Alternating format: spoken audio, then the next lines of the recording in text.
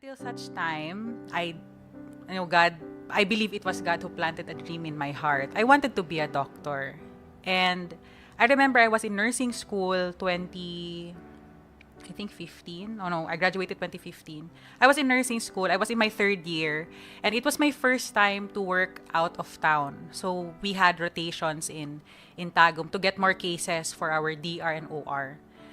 Delivery room cases and operating room cases. And it was my first time being exposed to public health. And I was culture shocked. I didn't expect doctors to be so uh, doctors who had no compassion anymore. That patients were treated so harshly, harsh words, harsh actions. So I went home from Tagum to Davao City and I was really heartbroken. And I remember talking to my mom and I said, "Ma, why are they like that? Why is it that it's so easy for them to hurt these patients?" And at that time, I was under the rotation of delivery room. So we were handling mothers and they were really harsh.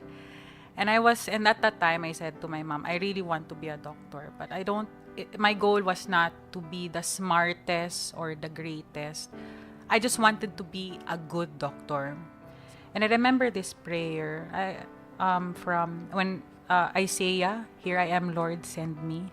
That was really the desire of my heart while in med school. Med school made sense because God was with me.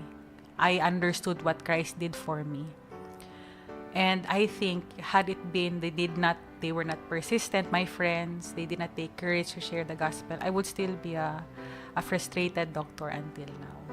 So 5 days after I passed, my father collapsed. Before he collapsed, my father already went through a stroke and a heart attack, on-off pneumonia for how many years. He was a chronic diabetic, chronic hypertensive. But anyways, I remember I had to resuscitate my father, I think 2 cycles before he came back to life. And sabi ko kay God, wow, at a time like this, God, hindi pa fresh hindi pa nga na-release yung plastic ko na lisensya. This is my first service in being a doctor. And it was very confusing because my colleagues started to go moonlighting, but here I am to serve my father first. So for 3 months, we were in and out of the ICU, the hospital, until my father really succumbed na to death. No, he passed away. But one thing I made sure before he passed away, I shared to him the gospel. So 3 times I shared the gospel to my dad. The first time was when I was a new Christian. The second time was after his stroke. And the third time was on his deathbed. Sabi ko kay God, if this is what it means to be a Christian who happens to be a doctor, it's all worth it. So on March 2021, 2 months before after my father died, I applied and was hired under CHO, City Health Office. Because at that time, naisip ko pa, let's make my morning productive. I was morning, but I want to be productive as well. Or I cannot stay at home and just cry.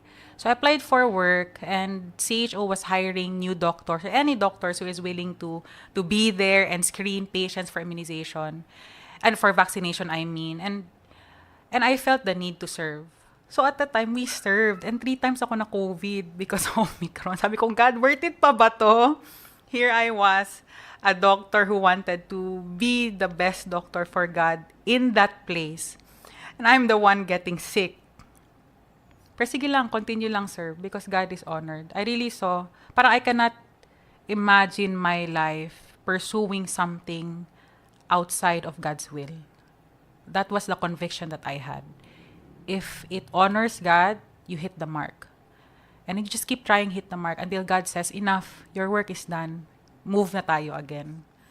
I remember this one case also na the husband, I knew the husband because they would keep on bringing the wife to us, okay? Cardiac problem. And I know that the husband really loves his wife. He would take time from Pakibato, layo man na siya, diba? Like, bundok pa na siya. He would take his wife down the mountain to DRMC. If DRMC won't take them, mag-travel asad going to SPMC just to make sure that the wife is well. But then that wife died while in my care. And sabi ko kay God, And I really grieved for that death. I remember, Lord, why didn't you make me find a vein? Because I was praying. Every time I had to insert an IV line so that I could give her meds. And I was praying every time I would insert an IV, Lord, make this one count, please, God. Because I really saw the patient's pain. And I know na mag-a-arrest na yung patient anytime. Wala maski isang ugat. And after I went home, I really cried kay God. Why didn't you give me just one vein, God? Just one vein, and the problem will be solved.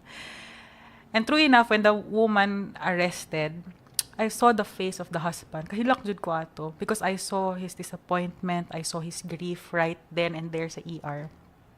And these are the deaths that really, I remember na kay God na I grieved even as I went home. Though they say don't take it home, whatever. You take these griefs at home because you prayed so much.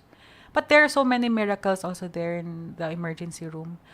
Siguro what I can say about being a doctor right now, my 5 years of being a doctor, is that God is felt greatest in a place where there is no hope. For those who have known Christ, but right now are really tired, cannot anymore hear God's word, that's part of the burnout that we experience. Do not ever think that God has failed you or God has grown silent. God is always there. He's not so far away from you. But always remember why God, I'm sure God affirms your calling. Always go back there. And be compassionate. Touch your patient. Listen to your patient. Even if they could not pay, treat them as how you would treat an equal.